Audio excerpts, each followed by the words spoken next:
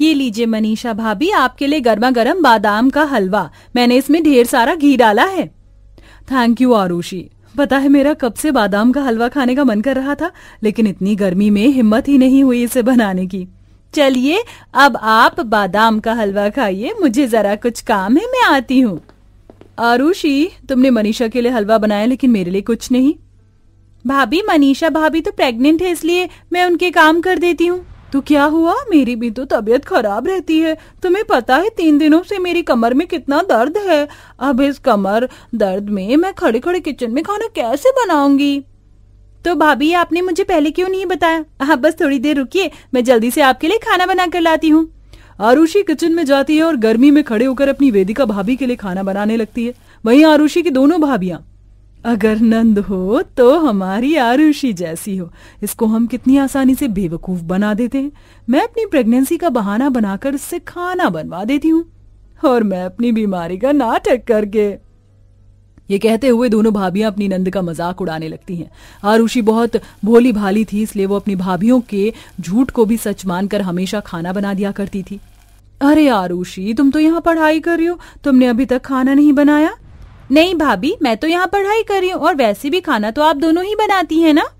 आरुषि, तुम तो जानती हो कि मैं प्रेग्नेंट हूँ, और ऐसी हालत में मैं गर्मी में खाना कैसे बनाऊं। मुझे तो उल्टी आना शुरू हो जाती है, और मेरी कमर दर्द के बारे में तो तुम जानती हो। ठीक है भाभी, कोई बात नहीं, मैं खाना बना देती हूँ। बेचारी आरुषि एक बार फिर अपनी दोनों भाभियों की बात मानकर अपनी पढ़ाई छोड़ किचन में जाकर रात के खाने की तैयारी करती है। ये क्या आरुषि बेटा, अगले महीने से तेरे एग्जाम है और तू खाना बना रही है। माँ, मनीषा भाभी की तो हालत आप जानती हैं कि वो ऐसी हालत में खाना नहीं बना सकती, और वेदिका भाभी की कमर में दर्द था, तो इसलिए आज मैंने सबके लिए खाना बना दिया। आरुषि की बात सुन आरुषि की माँ श्रद्धा अपनी दोनों बहू की तरफ देखती है और उनसे कुछ ना कहते हुए चुपचाप खाना खाने लगती है। आरुषि, क्या तुम कहीं जा रही हो। हाँ भाभी, आज कॉलेज में असाइनमेंट सबमिट करना है, इसलिए जा रही हूँ। आने में शाम हो जाएगी। हे भगवान, अगर ये कॉलेज चली गई तो दोपहर का खाना तो हम दोनों को बनाना पड़ेगा। ना रे बाबा ना, इतनी गर्मी में हम तो किचन में कदम भी ना रखें। लगता है अब मुझे ही कुछ करना होगा। भाभी, क्या हुआ आपको, आप ठीक तो हैं? पता नहीं मनीषा, ऐसे क्या खा लिया, कल रात से पेट में दर्द हो रहा है। लगता है अब तो मैं ठीक से खड़ी भी नहीं हो पाऊंगी। भाभी, आप यहाँ बैठिए, मैं आपके लिए दवाई लेकर आती हूँ। मुझे तो टेंशन हो रही है, अब मैं सबके लिए खाना कैसे बनाऊंगी। कोई बात नहीं भाभी, मैं खाना बना दूंगी। असाइनमेंट मैं किसी और दिन सबमिट कर दूंगी। अपनी भाभी को दवाई देकर आरुषि फिर से एक बार और गर्मी में जाकर खाना बनाने लगती है।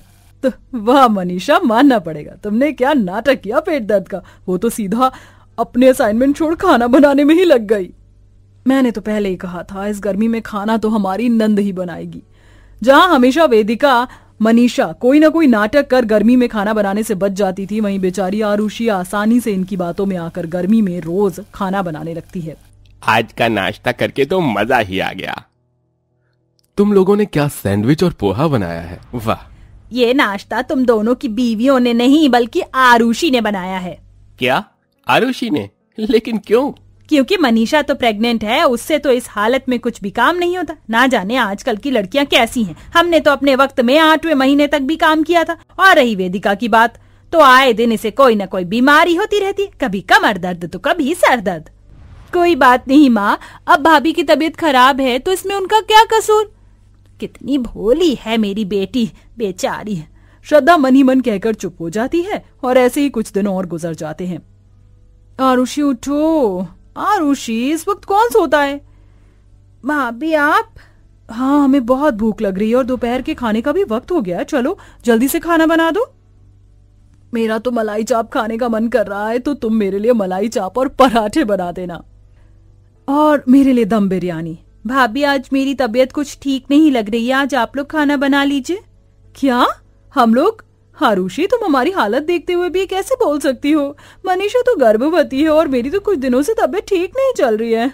भला ऐसी हालत में हम खाना कैसे बनाएंगे।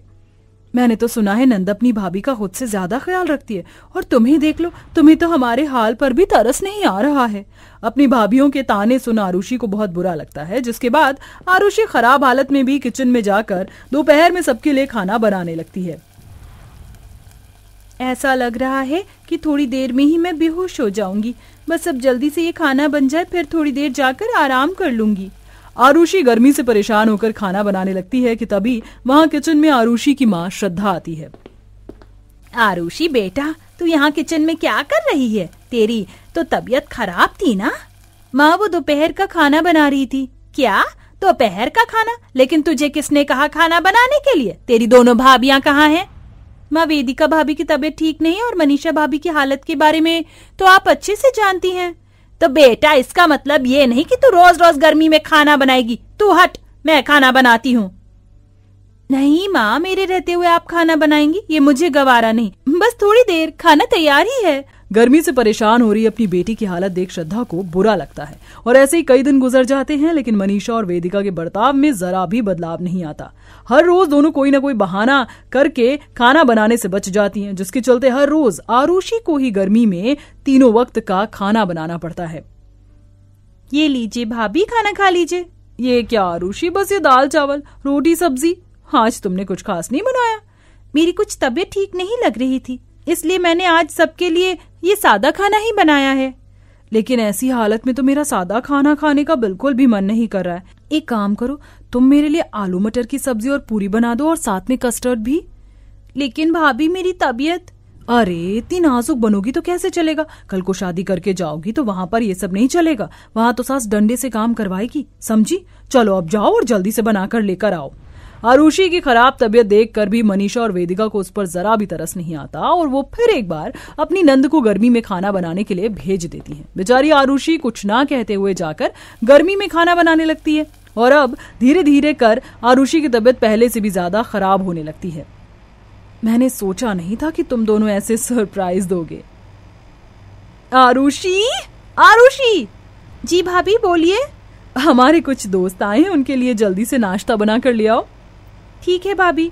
आरुषि किचन में जाकर नाश्ता बनाने लगती है। वहीं दूसरी तरफ वेदिका और मनीषा अपनी सहेलियों के साथ एसी की ठंडी हवा में बैठकर बातें करने लगती हैं कि तभी वहां गुस्से में श्रद्धा आती है। वहाँ मेरी बेटी खराब तबीयत में भी गर्मी में तुम और तुम्हारी सहेलियों के लिए खाना बना रही हो और तुम हो कि यहाँ आराम से एसी की ठंडी हवा में बैठकर गप्पे लड़ा रही हो। अरे माँ जी, तो इसमें परेशानी की क्या बात है? ससुराल जाने के बाद भी तो आरुषि को इसी तरह सबके लिए खाना बनाना पड़ेगा। अच्छी बात है ना कि वो अभी से इतना सीख रही है। मनीषा की बात सुन श्रद्धा को गुस्सा तो बहुत आता है, लेकिन श्रद्धा अपने गुस्से पर काबू कर अपने कमरे में चली जाती है और ऐसे ही कुछ दिनों और गुजर जाते हैं। रोज रोज लगातार गर्मी में खाना बनाने की वजह से अब आरुषि की तबीयत इस कदर खराब हो जाती है कि वो एक दिन किचन में खाना बनाते बनाते ही बेहोश हो जाती है। श्रद्धा जल्दी से आरुषि को नजदीक के अस्पताल में लेकर जाती है, जहाँ डॉक्टर उसका काफी देर तक चेकअप करते हैं। वहीं थोड़ी देर में सभी परिवार के लोग भी अस्पताल पहुंच जाते हैं। आरुषि, मेरी बच्ची तो ठीक तो है ना? हाँ माँ, मैं ठीक हूँ। डॉक्टर साहब, क्या हुआ था मेरी बच्ची को? वो बेहोश कैसे हो गई? आज से पहले तो कभी उसके साथ ऐसा नहीं हुआ। देखिए, लगता है आपकी बेटी ज्यादातर गर्मी में ही रहती है, इसलिए काफी हद तक उसके शरीर का पानी सूख चुका है और उसकी ऐसी हालत हो गई है।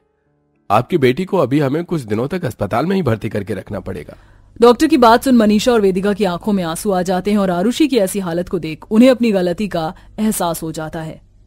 पड़ गया तुम दोनों के दिल को चैन। मेरी बेटी की ऐसी हालत की जिम्मेदार सिर्फ तुम ही हो। नहीं माँ, ये आप क्या कह रही हैं? इसमें भाभी का कोई कसूर नहीं है। आरुषि माँ जी बिल्कुल ठीक कह रही हैं। गर्मी में खाना ना बनाना पड़े इसलिए हम हमेशा कोई ना कोई बहाना करके तुमसे गर्मी में खाना बनवाया करते थे, लेकिन हमें नहीं पता था कि हमारी इस करनी का नतीजा तुम पर इस कदर उतरेगा। आरुषि, हमें माफ कर दो। भाभी, आप दोनों मुझसे उम्र और रिश्ते दोनों में बड़ी हैं। आप मुझसे ऐसे माफी मत मांगिए। जो होना था हो गया, लेकिन मैं आप दोनों को ऐसे उदास नहीं देख सकती।